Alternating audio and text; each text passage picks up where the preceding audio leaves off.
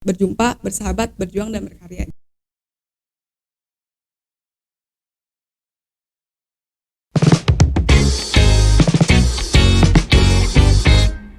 Assalamualaikum warahmatullahi wabarakatuh. Sampurasun wargi Unpas.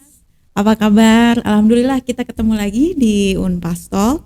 Nah, hari ini saya bersama bintang tamu. Beliau adalah seorang pemimpin umum dari Lembaga Pers Mahasiswa Universitas Pasundan, Agustina Wiguna. Dipanggilnya Agustina aja kau. Agustina.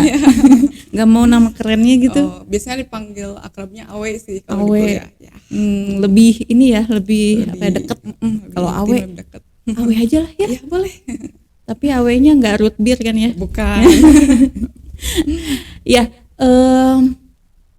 Awe ini adalah seorang pemimpin umum dari redaksi Jumpa ya. Ya, aku Ketua Umum Lembaga Pers Mahasiswa LPM Universitas Pasundan Bandung periode 2021-2022. 2021-2022. Gimana? Apa sih sejarahnya? Mungkin bisa diceritain ya. Mungkin nggak semua mahasiswa tahu apa itu Jumpa gitu. Dan kenapa namanya Jumpa? Jumpa lagi gitu kan. Apakah kita harus selalu berjumpa gitu? Sejarahnya gimana? Awe ceritain. Sebenarnya untuk Lembaga Pers Mahasiswa ini lahirnya dari tabloid awalnya, bukan langsung tiba-tiba jadi ada organisasi. Jadi pada tahun 1994 itu pendiri kita namanya Mas Mulyadi Putusama Munawar, atau biasanya kita akrab manggilnya Mas Mul.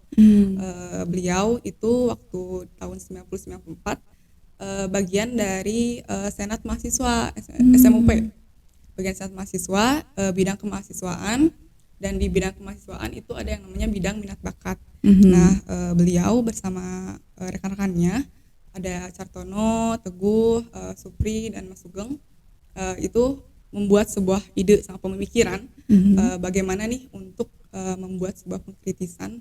Bahkan pada saat itu kondisinya kan sedang pada Orde Lama ya. Jadi bagaimana nih caranya kita membuat satu terbitan yang dimana independennya dijaga dan tidak dalam kepentingan apapun. Karena kan pada saat itu media-media besar itu bahkan apa namanya ya ada kepentingan-kepentingan dan ada batasannya, kemudian ada sensornya dan segala macamnya. Nah, pada saat itu ide pemikiran Mas Mul untuk membuat salah satu terbitan muncul dan ide pemikirannya. Namun pada saat itu kendalanya adalah Mas Mul dan rekan-rekannya itu ingin tahu nih bagaimana caranya cetak penerbitannya seperti apa. Nah, oleh karena itu mereka para pendiri itu mendatangi tugas S dari IKIP Bandung, kalau sekarang itu UPI ya. Jadi di sana kan sudah ada LPM Isola namanya. Kemudian juga dari Unpad namanya Mas Trisno. Nah, Mas tugas S dan Mas Trisno dan Mas Mul itu mencoba menerbitkan terbitan yang pertama. Nah, terbitan Jumpa yang pertama itu namanya judul dari tabloidnya adalah DO Mengancam Siapkah. Jadi itu tentang pertamanya internal kampus sebenarnya pembahasan isunya, dan tabloidnya adalah transkrip dari wawancaranya kayak gitu. Nah, kemudian itu di September 1994 di tabloid DO Mengancam Siapkah. Kemudian dari situlah banyak yang tertarik terhadap tabloid itu. Kemudian di 2 bulan selanjutnya di November juga menerbitkan tabloid kedua tentang pembahasan Dewan Mahasiswa. Nah, karena sudah ada 2 terbitan dan kemudian banyak nih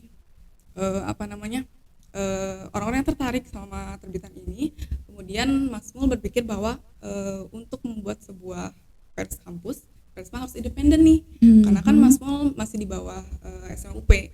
Kemudian Mas Mul ya mencoba untuk mendirikan salah satu organisasi. Kemudian setelah perjalanan panjang untuk dari mulai meresmikan cetakan terbitannya di ISSN, terus kemudian di LIDI dan sebagainya. Sebenarnya memang ada beberapa kayak mungkin pertentangan mungkin ya dari kampus, khususnya UKM pada saat itu, karena kan LPM Jumpa jadi salah satu UKM terakhir Yang kedelapan yang berdiri. Nah pada saat itu UKM ya sebenarnya mungkin lebih kepada takut jatah dari penganggarannya berkurang seperti itu. Jadi ketakutnya hal seperti itu. Tapi Pak Didi Turmuji pada saat itu menegaskan bahwa tidak akan seperti itu. Nah kemudian akhirnya diresmikanlah salah satu unit penerbitan mahasiswa pada saat itu, namanya bukan lembaga, di tahun 1995 tanggal 6 April. Disitulah akhirnya diresmikan sebagai unit penerbitan mahasiswa yang pada saat itu pemimpin umumnya dan pemimpin redaksinya itu Mas Mulyadi. Gitu sebenarnya untuk sejarah terbentuknya Jumpa ya, LPM ya. Terus nama Jumpa sendiri gimana didapatkan? Nah sebenarnya Jumpa itu adalah akronim dari jurnalis mahasiswa Pasundan. Ya, dan juga Jumpa ini dipakai sebagai nama tabloid. Jadi sebenarnya bukan diresmikan sebagai nama lembaga, tapi itu adalah nama lahir tabloidnya. Tapi sampai saat ini dikenalnya dengan LPM Jumpa, dan juga ada di misi Jumpa, visi dan misi Jumpa. Sebenarnya menurut aku ini menarik sih, karena kata Jumpa ini unik, karena di misi kita juga ada yang mengatakan berjumpa, bersahabat, berjuang dan berkarya. Jadi kita berjumpa, bersahabat, berjuang dan berkarya. Nah itu jadi kita berjumpa dulu nih untuk menciptakan ide-ide, kreativitas, pemikiran, hal-hal yang perlu dikritisi seperti apa. Kemudian kita bersahabat untuk lebih mendekatkan relasi, kemudian berjuang untuk memperjuangkan hak-hak kita. Kemudian berkarya dengan penerbitan-penerbitan. Seperti itu kenapa namanya Jumpa. Oke, menarik sekali ya. Dan alhamdulillah sekarang berarti udah berapa tahun? Udah 27 tahun. Nah, apakah struktur redaksinya atau pengurusannya itu sama dengan media mainstream lainnya? Kalau untuk struktur, sebenarnya di LPM Jumpa itu ada namanya struktur organisasi dan struktur redaksi. Jadi kita terpisah antara organisasi dan redaksi. Kalau dikatakan apakah sama dengan media mainstream, sebenarnya kurang lebihnya sama, cuman enggak, karena mungkin kekurangan LPM Jumpa dan kekurangan Persmes kampus itu pasti dari SDM, kemudian kita di bawah kampus, jadi enggak seluas media-media mainstream yang strukturalnya sangat rinci dan segala macam. Kalau untuk di LPM Jumpa sendiri, dari struktur organisasi itu ada yang namanya bagian DPH, Dewan Pengurus Harian, kayak dari aku, pemimpin umum atau ketua umum, kemudian ada sekretaris umumnya, ada bendahara umumnya, dan untuk di bawahnya, di bagian divisi-divisinya itu ada dari divisi administrasi umum. Divisinya itu yang mengurusi inventaris, kemudian pengadaan dan fasilitas sarana prasarana. Kemudian ada juga divisi humas, hubungan masyarakat, itu mereka yang menjalin publikasi, kemudian relasi ke bagian internal dan juga eksternal. Juga ada yang namanya divisi Litbang, penelitian dan pengembangan. Di divisi penelitian dan pengembangan ini salah satu divisi yang bagaimana caranya untuk menggerakkan roda organisasi selalu berkembang, untuk selalu ada regenerasi terus, kemudian juga untuk menciptakan bagaimana nih kader-kader yang bagus untuk anggota-anggota pengurusnya. Kemudian ada juga divisi media. Jadi divisi media ini divisi yang menaungi penerbitan di media-media online seperti apa. Jadi bagaimana keredaksian berjalan itu divisi media yang memikirkannya. Nah, kemudian untuk yang tadi struktur organisasi dan untuk di struktur redaksinya itu dimulai dari ada pemimpin redaksi. Pemimpin redaksi yang memimpin redaksi seperti apa, kemudian ada redaksi pelaksana atau sekretaris redaksi. Beliau juga sebagai sebagai wakilnya lah, wakil dari pemimpin redaksinya. Kemudian ada editor, jadi kayak ketika ada tulisan yang udah masuk, hasil reportase masuk, itu sama editor disunting dulu. Kemudian ada juga desain grafis, mereka yang bekerja sebagai orang-orang yang membuat infografis dalam memvisualisasikan segala pemberitaan dan ya pemberitaan lah seperti itu. Kemudian untuk ada staf redaksinya yang terjun ke lapangan langsung, yang reportase, yang cari berita dan segala macam. Kayak gitu. Jadi untuk di LPM Jumpa ada struktur organisasi dan redaksi. Namun tetap untuk redaksi khususnya itu berganti selama 2 bulan sekali. 2 bulan sekali, kenapa? Karena alasannya adalah mengapa diganti selama 2 bulan sekali, untuk menjadi media pembelajaran. Jadi untuk mereka bisa mencoba pernah menjadi pemimpin redaksi, pengalaman yang lain, editor, desain grafis, mencoba hal seperti itu. Kalau untuk struktur organisasi mah tetap sama sampai akhir, cuman untuk satu redaksi kita buat 2 bulan sekali dirotasi pergantian. terus. Iya. Gimana kalau nggak ada yang mau ada anggota yang tidak mau pindah? Ada?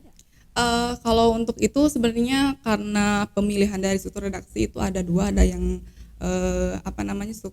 pemilihannya bersama-sama, ada juga yang langsung dari mandat dari ketua umum ataupun dari divisi medianya sendiri gitu. Okay. Jadi tapi kita tidak membatasi bahwa kamu harus di sini, kamu harus di sini, tapi membebas kebebasan dirinya. Kalau misalkan mereka masih tetap ingin belajar di misalkan editor, ya silakan. Tapi kalau misalkan lebih baiknya kita coba untuk kamu berkesempatan di mencoba di tempat-tempat lain gitu, di struktur-struktur lainnya kayak biar gitu. Berkembang ya. Betul. Jadi sekarang fokus kegiatan LPM Jumpa ini apa? Nah, yang sekarang? untuk fokus kegiatannya sebenarnya fokus dari kegiatan UKM LPM Jumpa itu pastinya redaksi, keredaksian. Nah, tapi di samping itu ada beberapa hal-hal yang mungkin seperti program kerja ya, program kerja yang mensiasati bagaimana caranya nih teman-teman yang masuk LPM Jumpa itu bisa belajar tentang kejurnalistikan gitu. Jadi dimulai dari adanya upgrading, adanya kegiatan-kegiatan diskusi, hal-hal yang memunculkan untuk bisa mereka banyak mengetahui wawasan ilmu pengetahuan. Itu ditunjang juga di LPM Jumpa. Dan kegiatan fokusnya pasti tentunya untuk terjun ke keredaksian gitu, terjun ke lapangan, reportase dan segala macam. Nah, biasanya banyaknya kan kita sebelum terjun pun kita rapat dulu. Itu banyak rapat, katakan rapat redaksi, kita bahas isunya seperti apa nih, ada isu di kampus apa, di luar kampus apa, kemudian setelah itu diberi tanggung jawabnya untuk liputan siapa aja baru terjun ke lapangan gitu. Tapi untuk menunjang itu kita juga membuat pengadaan untuk kita suruh mereka baca buku, kita suruh mereka riset untuk dulu. Ya, untuk melihat video, terus membaca-baca artikel dan segala macam untuk menunjang mereka peliputan dan di keredaksian menulis gitu khususnya. Kayak gitu sih paling kalau untuk fokus kegiatannya. Kalau Jumpa ini apakah sekarang masih tabloid atau sekarang udah beda platform? Nah, terusnya untuk di tahun sekarang sesuai dengan rapat musyawarah besar pada saat tahun lalu itu tabloid untuk sekarang diberhentikan dan kita akan fokus ke media online. Jadi ada di LPM Jumpa namanya media online www.jumpaonline.com. Itu salah satu media online yang sekarang kita fokuskan gitu. Jadi di sana banyak sekali pemberitaan yang bukan cuma sekedar berita kampus nasional segala macam, tapi ada rubrik-rubrik kursusnya dimulai dari sastra, kemudian kuliner, kemudian ya dan masih banyak lagi lah kayak gitu. Dan untuk sekarang masih untuk terbitan cetak itu diberhentikan terlebih dahulu karena juga kan melihat kondisi kemarinnya 2 tahun kemarin lagi masa pandemi, kemudian kita ada hambatan dalam penerbitan cetak, kemudian dari kampusnya juga masih belum, jadi kita difokuskan untuk media online seperti itu. Hanya web based aja, website saja. Ya, untuk website. Kalau ke YouTube, Instagram. Nah, untuk itu juga kita mengoptimalkan di media-media sosial juga. Jadi bukan cuma di media online, kita optimalkan di media sosial khususnya Instagram dan YouTube. Kita juga belajar kembali reportase melalui video dan segala macam karena kan sebelumnya kita selalu berkutat dengan penulisan. Nah, ya kita ingin mencoba untuk memvisualisasikannya supaya lebih menarik pembaca juga sih kayak gitu. Audio visual ya. Boleh di-mention mungkin Instagram dan YouTube-nya? Oh ya, Instagramnya LPM Jumpa, Twitter, YouTube, terus Facebook, TikTok juga ada, itu semuanya @LPM Jumpa. Dan untuk media online-nya www.jumpaonline.com. Kalian juga bisa ngirim tulisan ke kita gitu. Iya. Jadi sebetulnya kita kontributor namanya. Kontributor. Jadi siapapun mahasiswa, bahkan mahasiswa luar itu bisa mengirimkan tulisannya di Jumpa Online untuk nanti kita terbitkan melalui penyuntingan dari redaksi dulu. Gitu. Untuk mahasiswa saja. Iya. Dan untuk itu juga bisa sih. Sekarang kita beralih ke bagaimana ketika mahasiswa tertarik untuk menjadi anggota. Apakah harus punya basic jurnalistik? Nah, untuk yang minat untuk masuk LPM Jumpa sebenarnya nggak ada syarat khusus. Kamu harus ngerti dulu jurnalistik baru kamu bisa masuk. Enggak, tapi Kalau misalnya kamu mau belajar tentang jurnalistik, kamu tertarik dengan jurnalistik, ayo gabung kita. Kalau kamu punya semangat yang tinggi, punya kesabaran yang tinggi untuk belajar lebih banyak lagi, pengen punya pengetahuan yang sangat luas, ayo masuk LPM Jumpa kayak gitu. Jadi kita tidak membatasi kamu harus tahu jurnalistik atau enggak. Bahkan kamu untuk ingin menyalurkan hobi fotografi, videografi, desain, silakan masuk LPM Jumpa. Jadi kita tidak terbatas bahwa harus tahu jurnalistik. Kamu suka videografi, kemudian kamu suka public speaking, kamu suka diskusi, bisa masuk LPM Jumpa. Gitu. Karena di sinilah nanti akan diberi bekal ya. Betul. Akan dikasih skillnya kayak gimana. Jadi tidak harus tahu dasar jurnalistik. Semua boleh, yang penting passion ya. Betul. Passionnya ada di situ. Nah, kan kalau teori sama praktek tuh pasti akan berbeda ya. Misalnya ketika oke, kamu terjun ke lapangan nih cari berita apa gitu, teorinya kita udah tahu nih kayak gini-gini. Nah, kalau pada saat di lapangan kadang-kadang blunder juga ya. Nah, sebagai anggota itu dikasih bekal apa sih? Misalnya ini loh, pakem gitu ya, rumus-rumusnya dari Jumpa pokoknya harus seperti ini, ada nggak yang bisa di-share gitu? Banyak ya, maksudnya untuk mereka belajar teorinya seperti ini, mereka diberitahu pengetahuan seperti ini ketika terjun ke lapangan. Tapi ketika mereka liputan, itu pasti aja adalah sedikitnya miss atau hal-hal yang katakannya trial error dari ketika liputan. Biasanya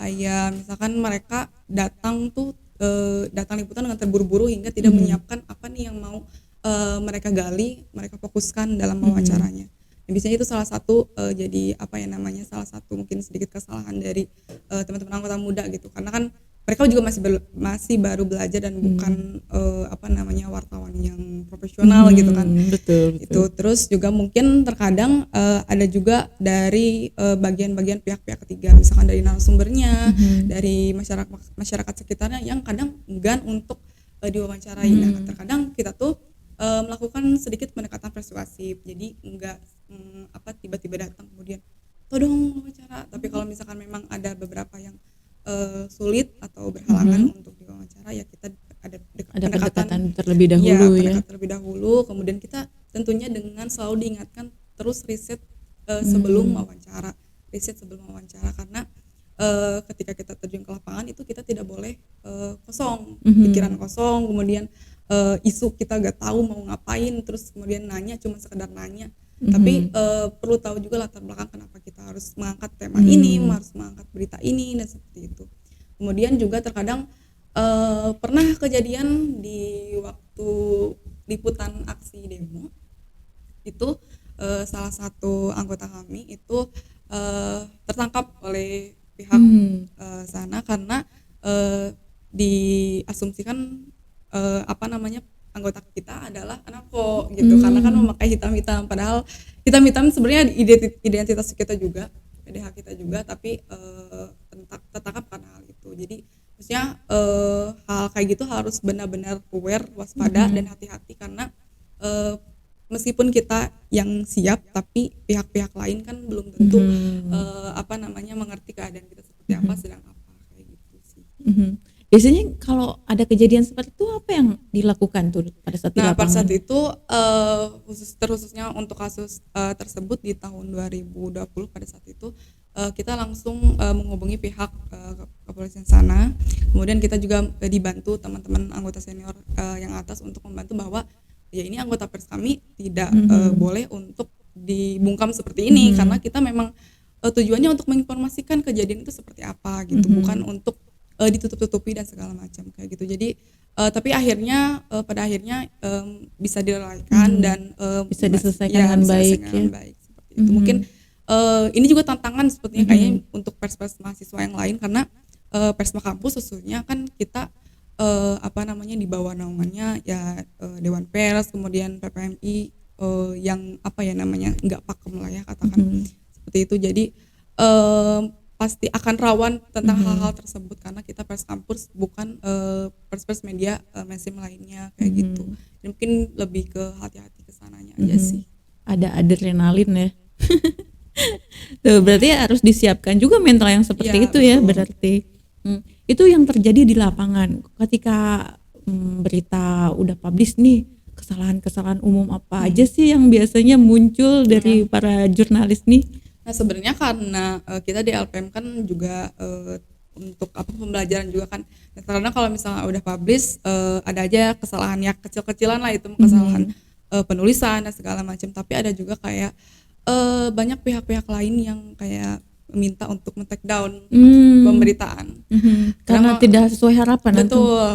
Jadi kayak saya nggak bilang seperti ini, tapi kenapa kamu tulis seperti ini? Padahal kita kan juga wawancara ada dengan bukti, dengan rekaman, dengan catatan juga. Seharusnya hal-hal seperti itu kadang ada aja. Itu terkejadian di waktu pemberitaan BMFH waktu itu, waktu ada pemilihan BMFH. Jadi ada salah satu ya bagian kampus yang mengatakan bahwa saya tidak mengatakan ini, kemudian ingin minta di take down, tapi kan kita punya namanya hak jawab, hak tolak yang seperti itu, jadi masih bisa diselesaikan dengan itu. Jadi biasanya kesalahan-kesalahannya hal kayak gitu sih, dan juga paling sisa-sisanya tentang penulisan, tentang apa namanya isi beritanya dan segala macam, paling itu aja sih. lebih teknis ya. Nah, katanya keanggotaan LPM Jumpa ini berlaku seumur hidup, betul? Iya betul. Kenapa? Jadi keanggotaan di Jumpa itu ada beberapa. Jadi ada yang pertama ada anggota kehormatan. Itu anggota-anggota pendiri seperti yang kita tahu Pak Didi Tunuji yang ikut mendirikan LPM Jumpa. Kemudian ada anggota luar biasa yang anggota tersebut pernah 3 kali kepengurusan.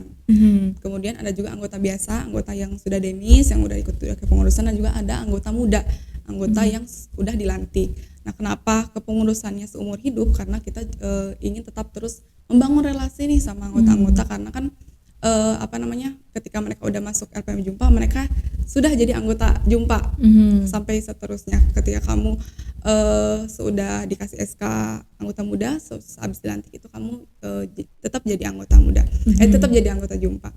Karena juga apa namanya, kita kan saling ngebantu juga ya, apa namanya, tetap terus ilmu-ilmu, kemudian hal-hal yang perlu diajarkan untuk adik-adiknya kan terus dari generasi ke generasi harus turun temurun tuh ilmu-ilmu. Jangan terputus. Gitu. Betul, jangan terputus, karena ditakutkan hal seperti itu. Ada ilmu-ilmu yang tidak tertulis yang terkadang perlu kita ketahuin dari anggota-anggota sebelumnya.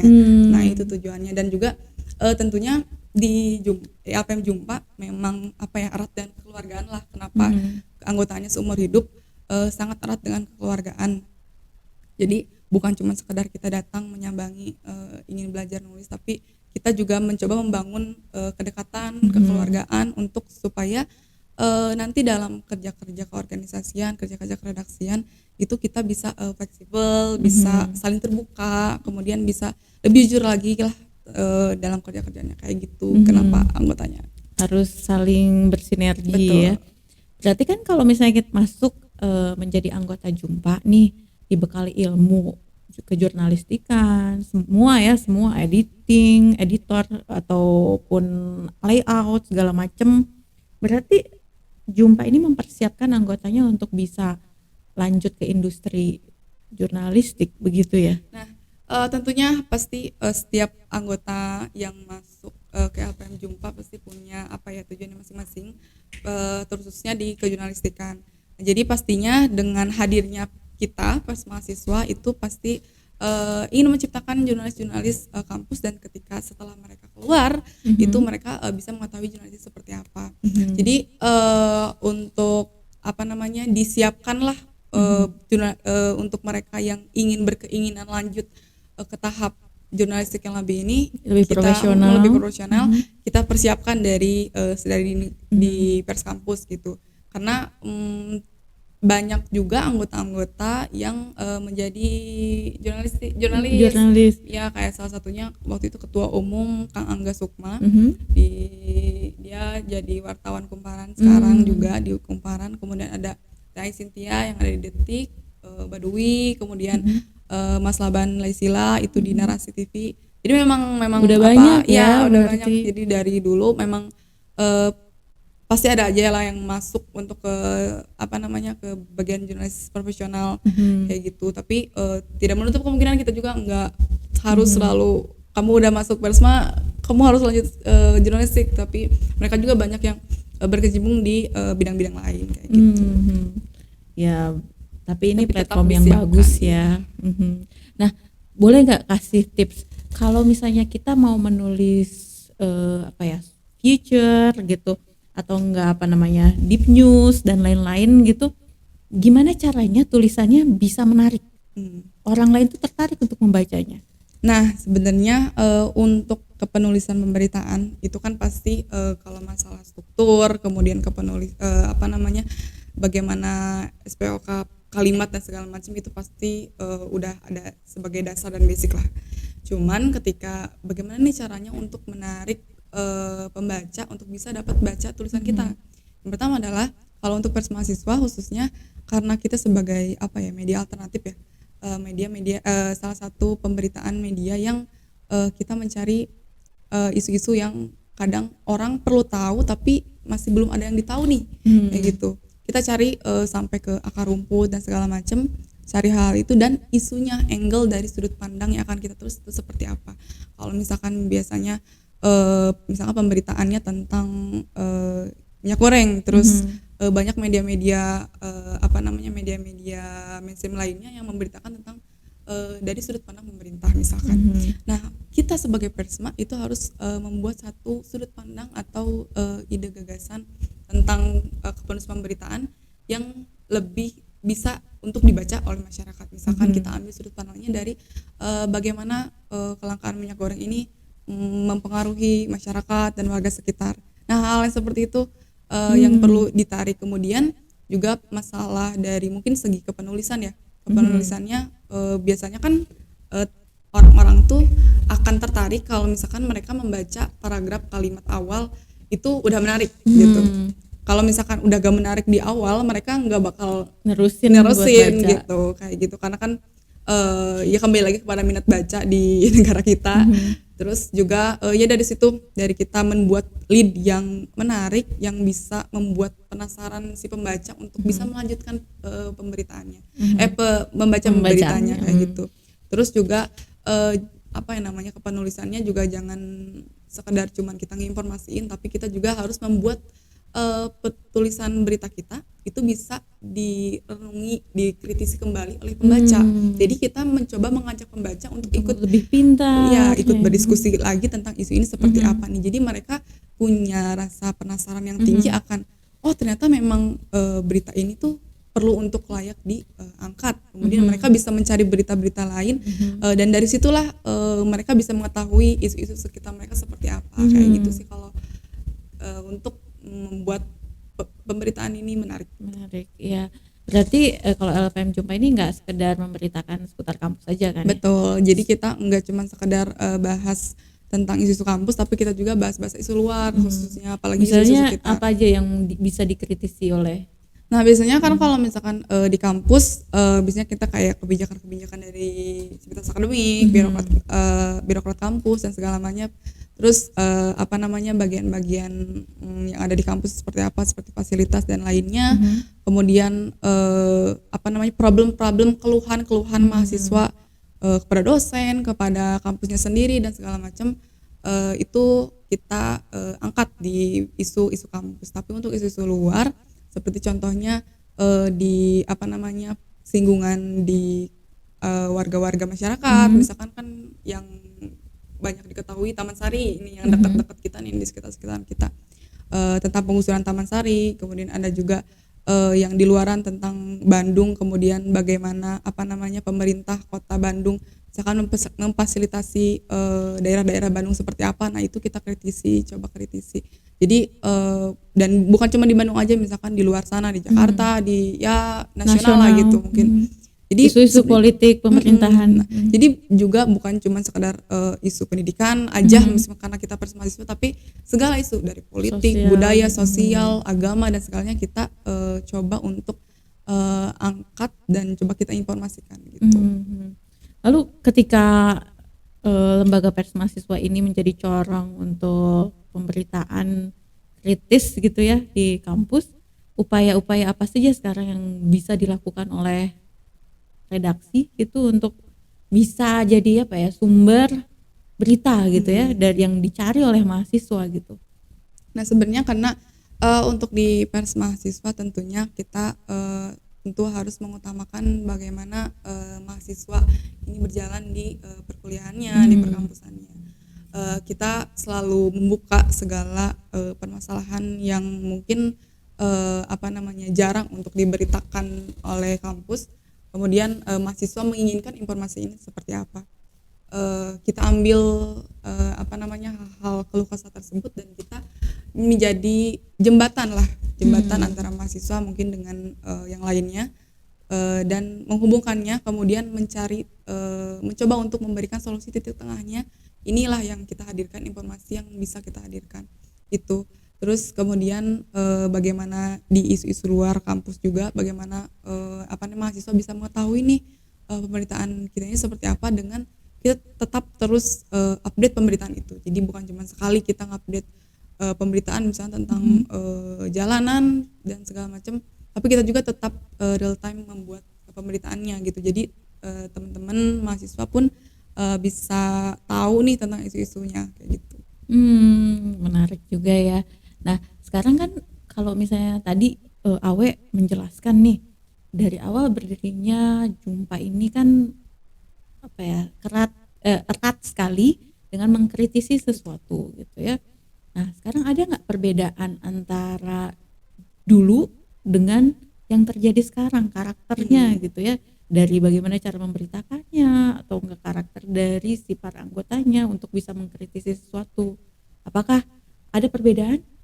Nah sebenarnya perbedaannya adalah kalau dulu pers mahasiswa itu sangat erat kaitannya dengan mengkritis politik, bahkan pada saat itu kan pada saat penggulingan rezim Orde Lama, Orde Baru 95, 96 ya. Nah hal kayak gitu yang pers mahasiswa hadir tuh di sana ketika berkecamuk hal itu. Namun di sekarang itu bahkan tantangannya menurut aku lebih besar karena kita menggeluti teknologi informasi komunikasi yang sangat cepat, pesat dan segala macam, sehingga banyak penyebaran informasi yang melenceng gitu. Jadi memang untuk yang sekarang personal memang harus benar-benar kuat dalam pemberitaan yang jujur, faktual, aktual gitu. Karena memang itu tantangannya menurut aku, bahkan orang-orang masyarakat mahasiswa itu pasti tidak terlepas dari gadget, teknologi dan segala macam. Jadi mereka bisa mendapat sebaran informasi dari mana saja. Nah, kita sebagai pers kampus nih harus tetap menjaga katakan kewarasan teman-teman masyarakat mahasiswa untuk bisa ini nih fakta yang sebenarnya. Itu dengan cara kita tetap terus intens nih dengan pemberitaan yang ada, kemudian tetap peka khususnya tetap peka terhadap isu-isu yang ada di sekitar. Jadi itu perbedaannya mungkin karena banyak sekali teknologi yang berkembang pesat sekarang, dan juga banyak mungkin kepentingan lain yang bisa memanfaatkan juga yang melibatkan hal tersebut, sehingga pemberitaan jadi terlihat terkesan kurang jujur dan segala macam. Tapi yaitu pers mahasiswa ini hadir untuk kejujuran itu, kolegalitasan itu kayak gitu. Nah Awe sendiri kenapa tertarik ke LPM Jumpa? Nah sebenarnya kalau untuk alasan pribadi khususnya lucu sih sebenarnya ini, karena aku dari SD itu ngelihat sosok almarhum bapak aku suka yang pinter, dia pinter. Terus dia tuh pinter tuh bukan karena dia perguruan tinggi yang tinggi gitu ya, masuk kuliah tinggi-tinggi, enggak, tapi dia tuh karena sering ngebaca, sering baca koran, sering baca buku, terus kemudian sering ngedengerin radio, kemudian sering nonton TV dan segala macam. Dari situ dia tuh pinternya tuh. Dan bapak aku ini suka banget untuk lihat berita di televisi, kemudian di YouTube dan segala macam. Aku tuh jadi kepikiran kayak kayaknya nih aku tuh pengen hadir di depan TV buat dilihat bapak aku kayak gitu. Nah cuman sebenarnya itu alasan itu, cuman ketika aku mencari tahu tentang jurnalistik seperti apa, aku jadi tergerak lah ketika ada sesuatu ketika aku membaca berita, misalkan sebelum aku tahu dan masuk ke sini, ketika baca berita kemudian ada kejadian ini, tapi aku penasaran ini kejadiannya seperti apa sih di lapangan gitu. Nah dari situ aku jadi kayak oh mungkin aku harus ada di bagian jurnalistik nih. Aku harus jadi wartawan, reportase, jurnalis yang tahu keadaan di lapangan seperti apa dan menginformasikannya gitu. Karena apa ya, menurut aku terdengar hebat ketika kita tahu informasi terlebih dahulu dibanding teman-teman yang lainnya kayak gitu. Dan dari situ aku juga ingin menginformasikan nih bahwa ini nih sebenarnya ada hal-hal yang belum kita lihat, belum bisa kalian tahu di luar sana, yang perlu kalian tahu gitu dan perlu kalian renungi lah, katakan seperti itu. Jadi itu sih sebenarnya alasannya, karena juga aku tertarik tentang penulisan juga, jurnalistik seperti apa, itu sih mungkin alasannya. Berarti setelah lulus akan menjadi jurnalis. Insya Allah kalau ada kesempatan. Amin, mudah-mudahan ya. Ya soalnya apa ya lumayan lah untuk di sini aku udah 3 tahun dari mulai masuk, kemudian aku ikut serangkaian kegiatannya sampai dilantiknya, kemudian masuk anggota muda, kemudian masuk pengurus pertama, jadi divisi litbang waktu itu jadi koordinatornya, kemudian alhamdulillah sekarang diamanahin jadi ketua umum. Dan selanjutnya juga nggak akan berhenti untuk belajar tentang jurnalistik, karena benar-benar sangat banyak sekali keuntungan pengalamannya, dan itu tuh gak habis-habis gitu, gak habis cuma sekedar aku ketika beres demisioner itu beres aja ilmunya, enggak, tapi benar-benar banyak banget sih gitu. Berarti apa yang menyebabkan Awe itu bisa dipercaya untuk menjadi pemimpin umum coba? Nah, kalau itu mungkin karena juga sebelum tahun sebelumnya aku, karena di pandemi itu aku intens banget untuk berkegiatan yang di Jumpa, karena kan ketika teman-teman lain yang pulang ke kampung halamannya masing-masing, terus kemudian kondisi kampus sedang ditutup, tidak terlihat dan segala macam. Nah di situ aku coba untuk hadir, memberitakan itu, mencoba mengurusi pers kampus seperti apa, dan akhirnya ya mungkin teman-teman yang lain juga melihat dari situ, akhirnya aku dipercayai. Hal yang menarik ya, ketika kan tadi Jumpa masuk ke platform yang audiovisual. Nah, boleh nggak sih Awe sedikit mencontohkan gitu, bagaimana cara reportase di lapangan gitu, di depan kamera nih. Ini ada kamera, silahkan untuk mempraktekkan. Sebenarnya nggak terlalu ini sih aku untuk itu, cuman di bagian kepenulisannya aja, tapi cuman mungkin bisa dicoba ya. Oke. Kembali lagi dengan saya Agustina Wiguna di pemberitaan wisuda offline. Kali ini Universitas Pasundan Bandung mengadakan kegiatan wisuda di Trans Bandung Hotel Luxury yang diselenggarakan di tanggal 10 hingga 12 Juni 2022. Mungkin nanti Metro TV, Trans TV atau stasiun televisi lain bisa melihat ya. Ini audisi nih. Kurang juga sih, masih belajar juga kalau untuk tentang reportasi di Berarti Awe nanti tetap akan memandu terus LPM Jumpa ya, meskipun nanti sudah selesai. Betul. Karena ini keanggotaannya adalah seumur hidup gitu.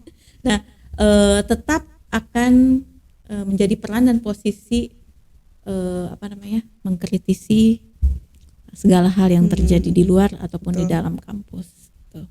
Nah, sekarang kita masuk ke Jawara. Jawabku Nyalira. Okay. Saya akan membacakan pertanyaan ya, tapi Awe nanti jawab dengan cepat. Ini pasti gampang, tadi sudah dijelaskan banyak hal. Oke. Pertama, apa nama situs web LPM Jumpa? www.jumpaonline.com. Apa nama rubrik di web Jumpa Online yang berisi berita-berita kampus? Kampus ya. Sebutkan slogan LPM Jumpa. Berjumpa, bersahabat, berjuang, dan berkarya. Apa nama forum pers mahasiswa yang ada di Bandung? Forum Komunikasi Pers Mahasiswa Bandung FKPMB. Siapa wartawan Tempo yang jadi pemateri di workshop penulisan feature LPM Jumpa? Anwar Siswadi. apa kegiatan pelatihan yang wajib diikuti calon anggota muda LPM Jumpa setelah open recruitment? PAB itu dari PPJD, interview dan pelatihan. Wow. Tahun berapa LPM Jumpa berdiri? 6 April 1995. Pada tahun berapakah tabloid Jumpa pertama kali terbit? 1994. Apa judul tabloid Jumpa yang pertama kali terbit? DO mengancam, siapkah? Satu kata untuk Unpas? Unpas juara. Hebat. Ini semuanya sejarahnya di luar ini ya, di luar kepala semua, hafal gitu. Soalnya ketika kita masuk LPM Jumpa tuh semua anggota tuh harus mengenal Jumpa seperti apa dari awal tuh. Jadi mereka bisa merasakan bahwa ya perjuangan Jumpa terdahulu kayak gimana.